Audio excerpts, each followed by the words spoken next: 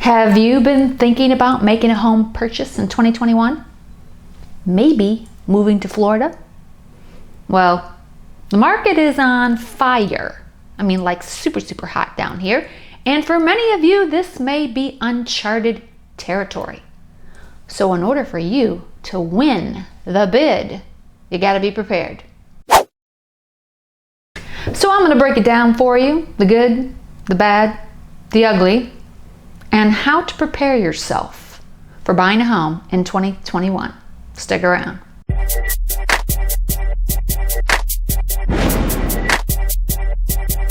Hello, my name is Lisa Ammons. I'm a real estate broker here in sunny South Florida, and I work with a lot of out-of-state buyers. And whether you're an out-of-state buyer or a local, you need to have your ducks in a row in order to get your offer accepted in today's market.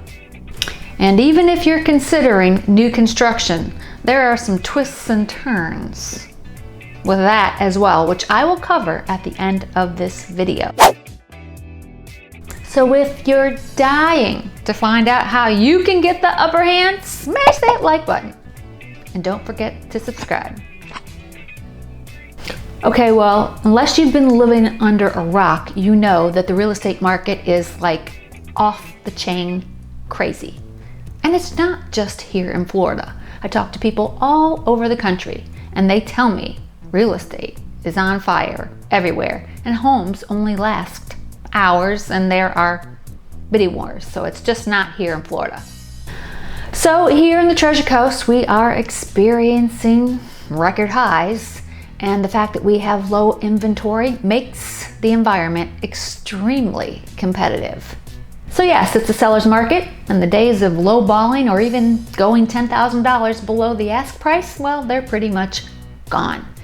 The only time there's a little wiggle room if the home's been on the market for over 30 days.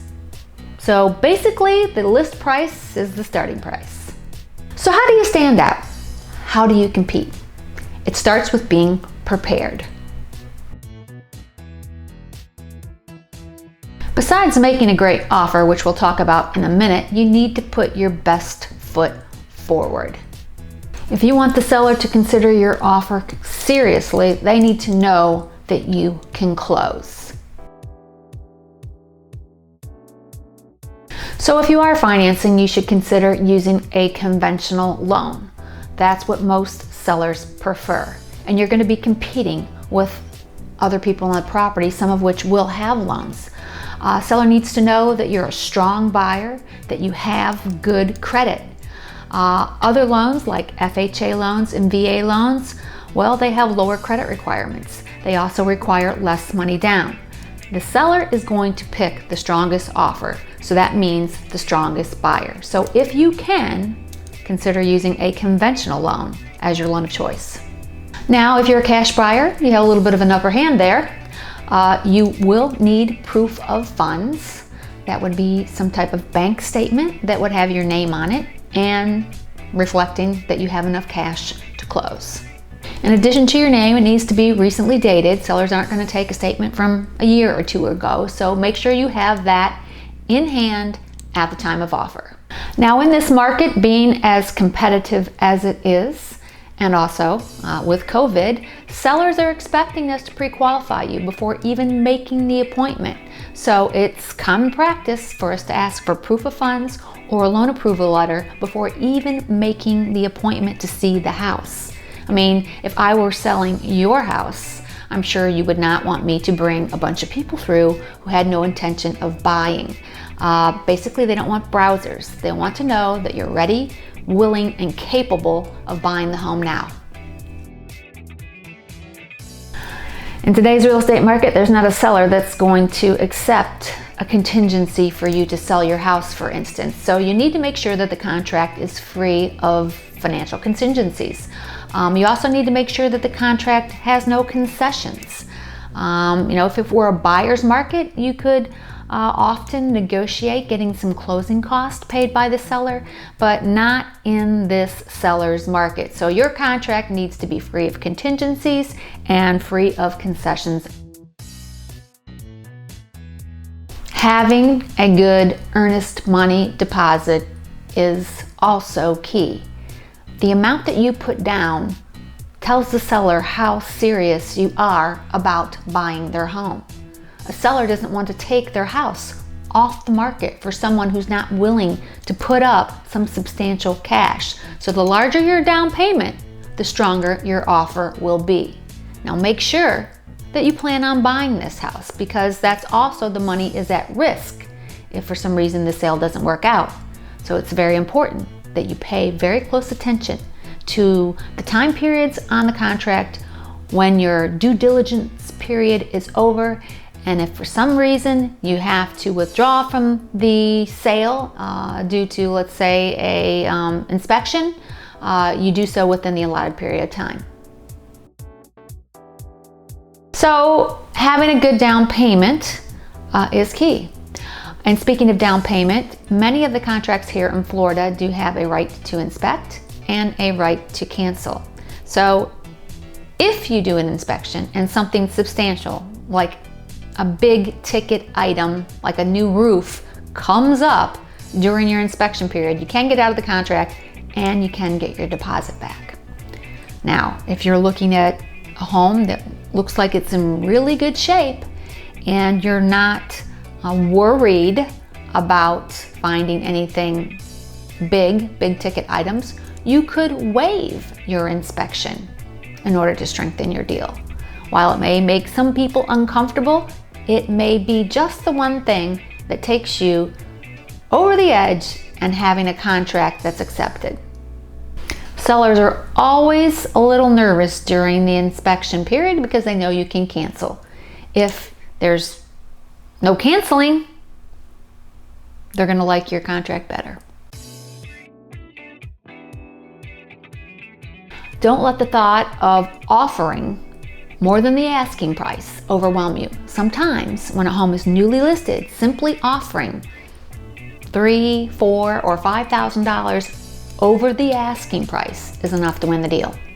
When you offer over the asking price, you're telling that seller you're serious about buying that home. Another strategy is to waive the appraisal contingency. If you are utilizing financing, of course, the home will have to be appraised.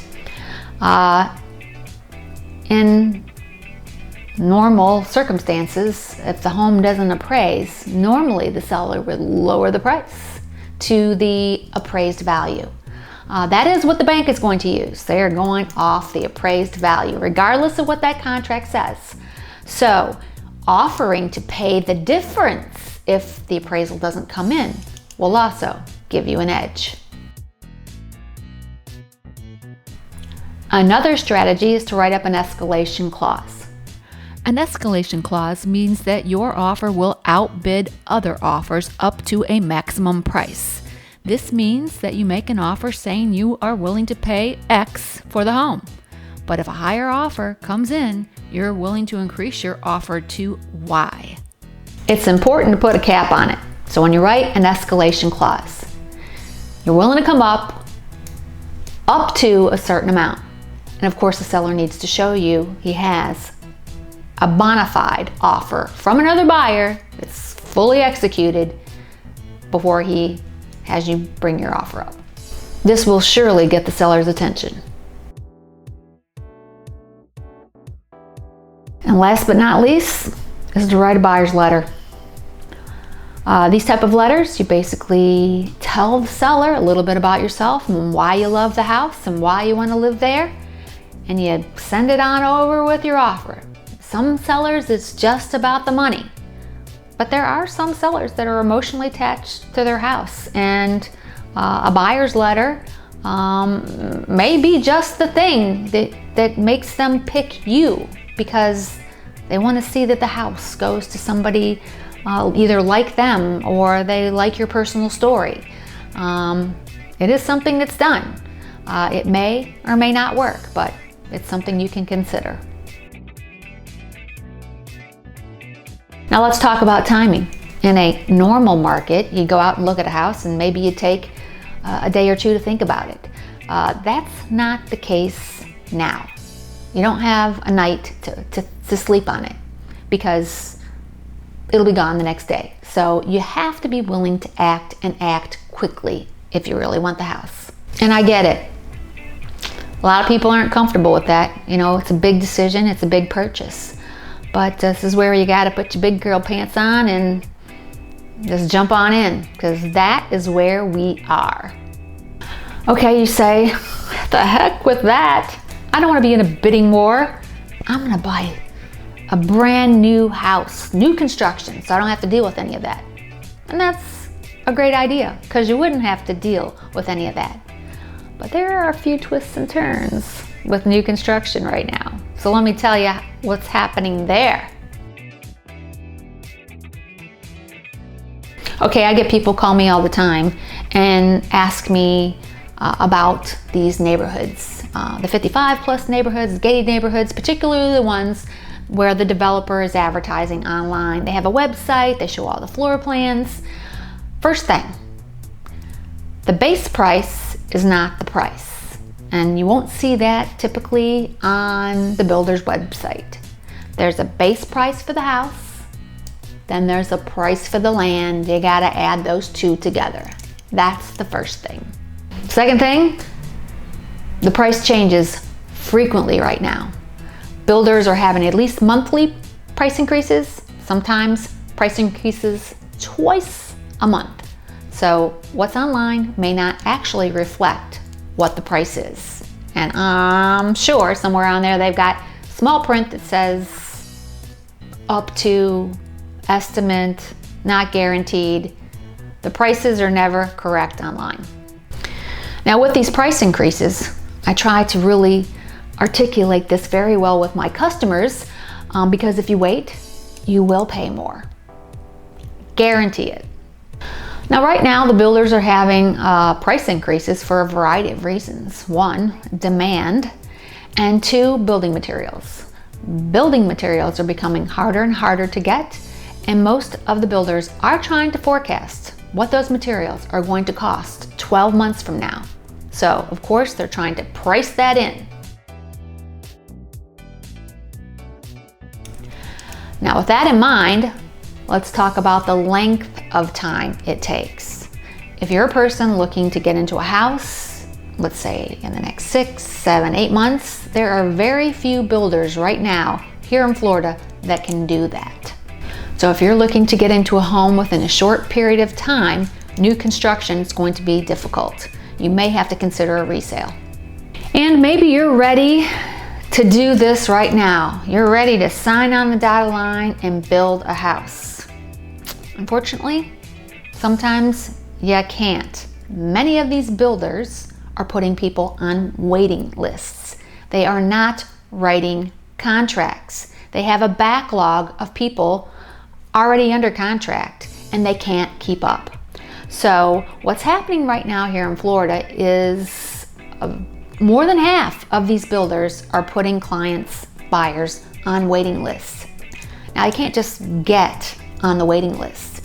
You need to be pre-qualified for a loan or show proof of funds just to get on the waiting list.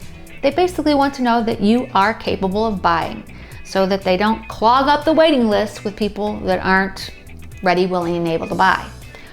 Some builders are even talking about taking those lists and doing it on a lottery system.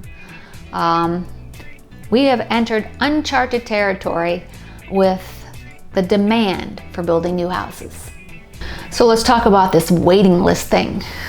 What's really interesting about being on a waiting list is you really don't know what the house is going to cost you. And that's because it may be 2 months from now, it may be 3 months from now that the builder releases lots. So there's been 1, 2, or 3 price increases during that time. Also, the base price of the home has gone up during that time. So what they're doing is calling you up and saying, okay, we have 5 lots. We're gonna put these type of houses on these type of lots because of their size. This is what it's gonna cost you. We'll tell you what the cost of the house is and the lot together. Are you in or are you out? It's not like the olden days. When I say the olden days, I mean like 6 months ago. So the bottom line, you gotta be prepared. and you got to put your game face on.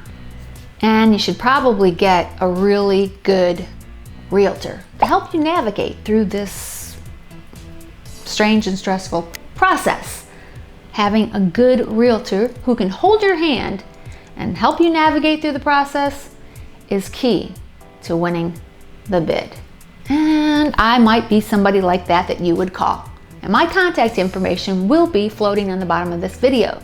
If you would like to chat and see how I can help you get into a new home here in Florida, or make an appointment for you to see one of the builders down here to build you a new home, I'm happy to do that. I hope you learned something in this video today. If you did, give it a thumbs up. I will be doing a new video on 2021 market conditions and forecasting what's going to happen this year. You might want to look for that. Hit the bell if you want to be notified when I upload that video. My name is Lisa Ammons with 772 Living. I want to thank you for spending some time with me today, and I hope to see you on my next video. Take care.